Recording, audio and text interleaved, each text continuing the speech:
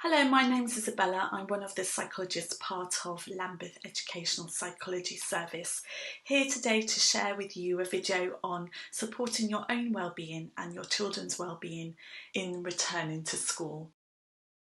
So I will be referring to my notes from time to time, so hopefully that's not too distracting. So the COVID-19 pandemic has been a huge global phenomenon, and it's important to remember that we're all finding our way through this, including professionals and the so-called experts. Understanding some key elements about the pandemic can help us to make sense of our own behaviours and the behaviours of children. So as human beings, most of us like certainty. We like to know what things are happening, when things are happening. It helps us to feel safe and contained.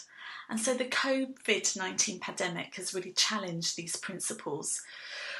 At the moment, we're having lots of questions around what the ease of restrictions will look like, what that means for individuals, for people working, for children. And so in thinking about the return to school, there may be an increased sense of uncertainty, which is why it's important, we feel, to look out for your own well-being as parents in this time and that of your children. Holding in mind that the pandemic will end and it won't last forever is important. And remembering that we're all connected with each other. We are all part of a community, and gaining support from each other through these different stages is really important.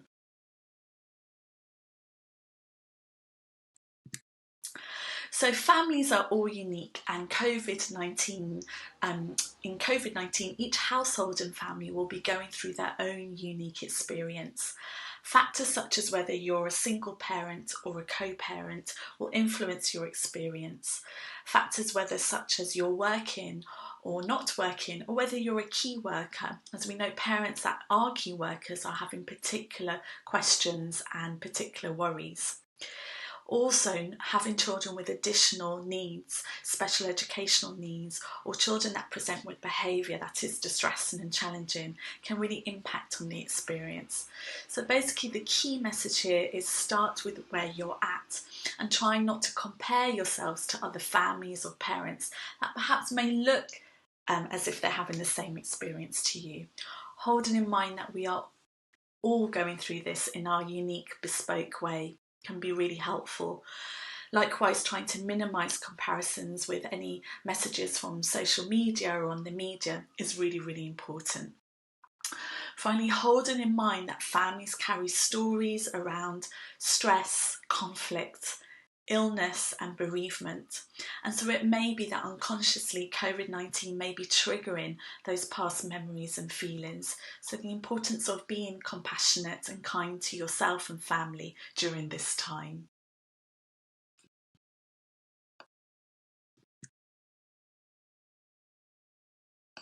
So a number of children will be returning to school from the 1st of June. And if your child is in one of those target groups, no doubt you'll have some level of information from teachers, but there'll also be lots of different thoughts and feelings happening as well. As a parent, you may be feeling some thoughts and feelings around worry about how your child will be kept safe. There may be some feelings of relief that your child is going back to school and that you'll have some more time for yourself. Your child may be feeling excited about seeing their friends, but there also may be feelings of nervousness about what the work or what the school day will look like. So it's important to remember that all these feelings and thoughts might be happening from one moment to the next. And in particular, if your child isn't going back, holding in mind that they too may be having thoughts and feelings if they're particularly aware about some children going back to school, such as feelings of jealousy or feelings of sadness of missing out on what other children may be experiencing. So given this change, it's really important to look out for your own well-being and your children's well-being, and look out for what they may be communicating to you through their behaviour, which we'll talk a little bit about today as well. So through COVID-19, we're learning that coming together in both our physical communities and in our emotional network of support is really important to help us through this experience. So keeping in mind that teachers and school professionals are doing their best to plan for this transition is really important, and holding in mind that coming together as a community to support the return to school in your parent role is really helpful. So for example, if there are things that perhaps maybe you have questions about or things that seem unclear to you, schools are generally very open to hear your views, to gain your feedback. So please do speak to which would most likely be your child's class teacher or head of year at secondary school if you've got questions or particular worries that you feel haven't been sort of fully answered yet. Teachers may not have all the answers, but they will be generally really welcoming to be working together with you and with your child through this process. So I'd like to share with you one technique that you can use to support yourself in this transition through sort of lockdown easing, which is called dropping an anchor. And it basically comes from that metaphor of when a ship is in a stormy sea, and the ship can be really unsteady and be really unpredictable, and dropping that anchor can help steady the ship. It doesn't stop the storm from happening, but can really help to gain some control. And just like with our thoughts and feelings, when we have a rush of difficult thoughts and feelings, we can feel like we're in an emotional storm.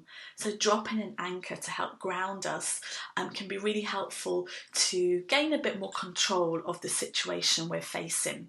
So really this is just a technique, a way of pausing and gaining some more insight in how you may want to choose to respond to a particular situation. It involves 3 parts. So the first part, 1, acknowledge your feelings.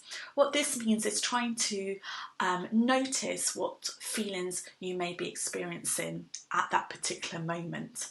And a way you might do that is to try and put words to what you're experiencing. So you might say to yourself, I'm noticing feelings of nervousness or feelings of worry. Giving your emotion a name and a label can help create some distance and help you feel a little bit more outside of the experience. Number 2, connect with your body.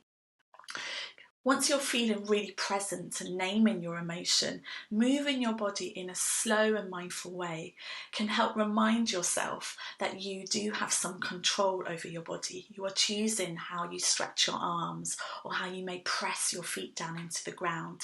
It's creating a sense of control and a sense of movement around you. Number 3, engage in your environment. What that means is really noticing the world around you in that moment. So using your 5 senses is a really good way to notice what's around you, what you can see, what you can hear, what maybe you might smell, touch, or even taste. It's a way of saying to your mind or body that despite this difficult experience that I'm having, there is still a world around me, there are things still happening around me. So perhaps the best way really is to try out this exercise together. So let's just use the present moment. So maybe place your feet on the ground. You may want to rest your hands on your laps, closing your eyes if you wish, or just simply lowering your gaze, listening to my voice. And take this moment to connect and acknowledge your feelings. So see if you can bring in mind what you are experiencing. Maybe use some words here to name that feeling or emotion. So you may say, I'm noticing anger. I'm noticing tiredness. I have worry. Just notice what comes to your mind, and without any criticism or without any attempt to push it away, see if you can really connect with this feeling. And then begin to connect with your body. So press your feet firmly into the ground, feel the soles of your feet into the ground, or maybe press both hands together, pressing and feeling the backs of your hands together. maybe even doing a stretch, lifting your arms up ahead and stretching your body. So as you notice, whatever feeling you're having, you are moving your body. You are choosing to ground yourself and to move your body in certain ways. And then slowly opening your eyes, if you have them closed, and see if you can notice 3 or 4 things about your environment. What can you see? See if you can notice 2 or 3 things that you can hear. Perhaps notice or even touch something within your reach. What does that feel like? And take a breath in and see if you can notice any smells around you or what the breath feels like. So with this experience, with that feeling, that difficult feeling you're having, you have a body that can move and you are in this world, in your environment. So drop in this anchor, see if you can bring to mind now, coming out of this experience, of a feeling of more connectedness and acceptance of that feeling. So that's dropping an anchor, and I'll put a link at the end of a couple of audios or a video for you to, if you choose to use that technique again. It's really a good idea to practice the technique if you're interested when you're calm, and that will help you feel more confident in using it in the moment of when you're having a difficult feeling or a situation. Okay, let's move on.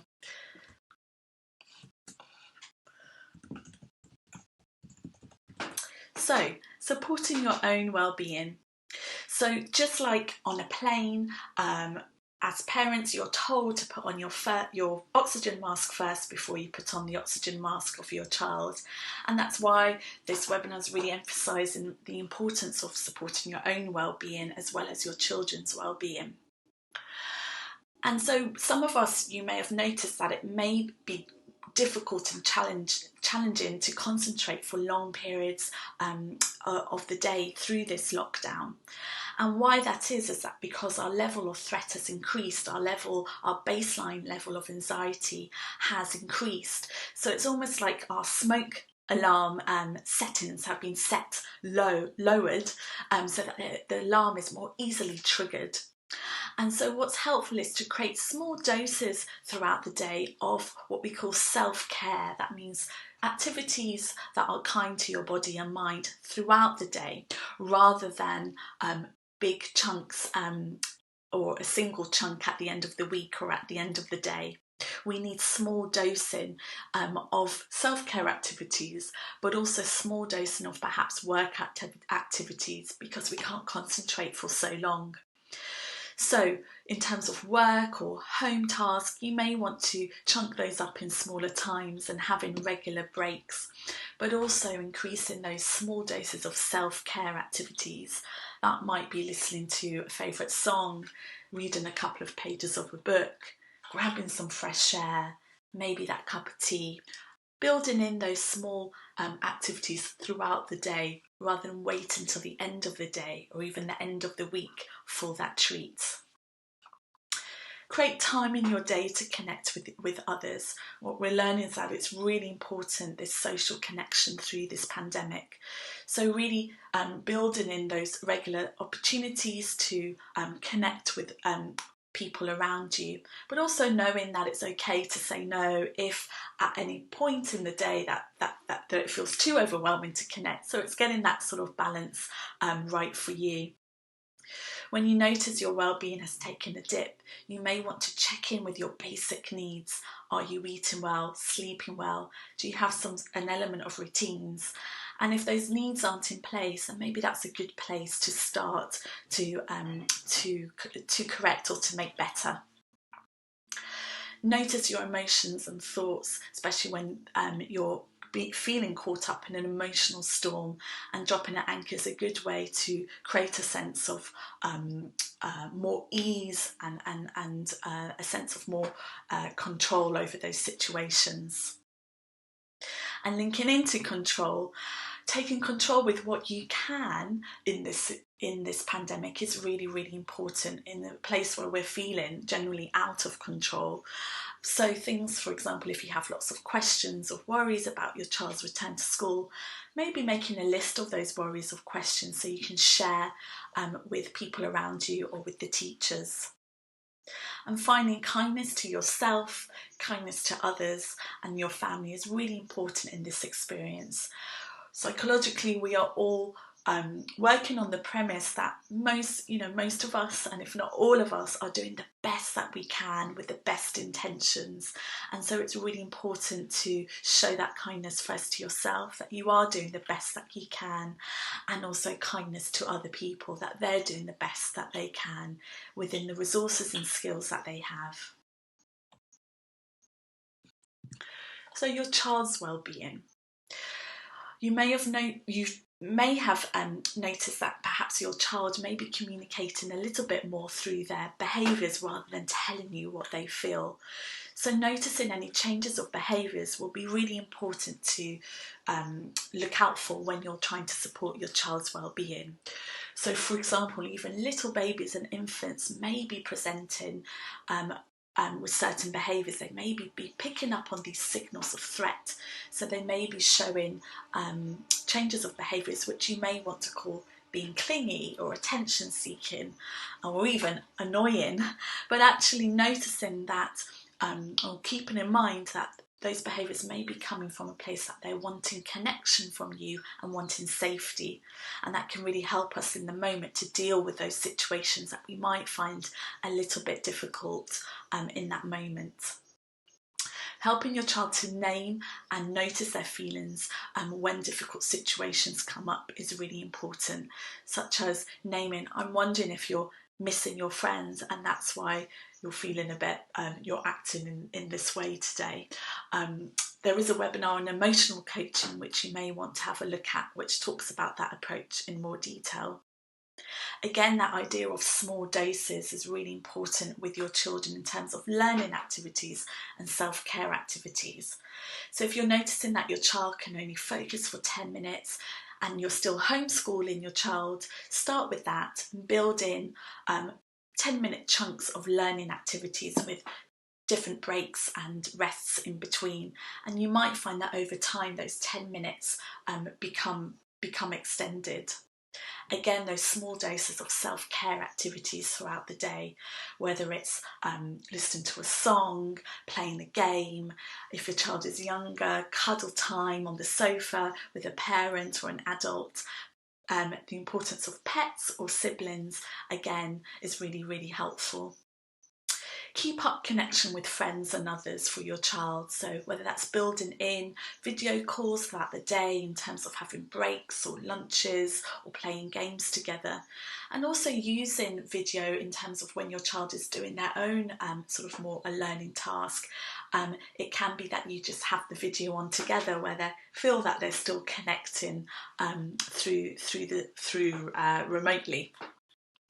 Again, if you notice your child's emotional well-being takes a dip, look out for their basic needs. Are they in place? Are they sleeping well? Are they getting regular meals? And you may want to address that first if anything is out of sync. And finally, just a note on safety-based messages, which we feel is really important. The use of language and how you speak to your children about the restrictions or about keeping safe is really important. So just an example, if you're wanting to show the importance of hand washing, you may want to say, when we get home, we'll need to wash our hands in order to keep safe and to keep ourselves healthy and well. As opposed to, if we don't wash our hands, we may get sick. So both examples are showing the importance of washing hands. With both messages, you want your child to know that it's important to wash their hands. But the first message does so in a way that is less threatening, less anxiety or fear-provoking. And so we know that's really, really important in terms of when we come out of the pandemic, and there will be an end to the pandemic, that we want our children to feel resilience still and to feel safe in their day-to-day life. So finally, just a mention on teenagers, because they are going through particular experiences. We know that we're learning that for teenagers, there's a huge sense of loss for them in terms of not attending graduation events or completing exams. And it's important to recognise that at that stage of the development, they're wanting more freedom and separation from parents. So being in lockdown where they have to stay at home is a real challenge for teenagers. And in particular, they may be missing out on the group experience of being with friends. So it's important to keep in mind that teenagers as well are wanting to sort of take more risks. That's very natural to their development. And so within lockdown and within being at home, they may be engaging in particular risk-taking behaviours, such as wanting to break some of the restrictions in meeting up with friends or having physical contact with friends. So first of all, it's important to communicate empathy and trying to make sense and acknowledge their feelings. So sort of saying, I know how much you want to see your friends and that this is really hard for you. You're really missing them. Try to actively hear their wishes and try and problem solve together. So if they say that they're going to go out, or or use language that might suggest that they want to or about to sort of break a restriction, try to understand what might be underlying their comments. So you may want to really show active listening to them, making up a list of the risks, the pros and the cons of them sort of taking that decision, and trying to problem solve together. If your teen does break one of the restriction rules, it's helpful to build in some reflection time in what led to that and trying to problem solve together if that situation was to come again, what they may do differently. And doing so in a way that communicates sort of sensitivity to their emotion, but also maybe in a way where you may need to impose some boundaries for them. We know that for teens, they may be spending more time on screens and in this time, or spending more time alone in their rooms. And again, hold in mind that this may be their way of just wanting to separate from parents. So it's possible that you may need to be more flexible in your typical sort of house rules around that, because this might be their way of just trying to gain that sort of separation. Again, you may want to think of some sort of boundaries that may still be important, putting boundaries on the amount of screen time, but having some flexibility is probably needed at this time too. So we've come to the end of our webinar. I hope you have found some of the information helpful for you during this time of easing down of the restrictions and in the return to school. Thank you for listening.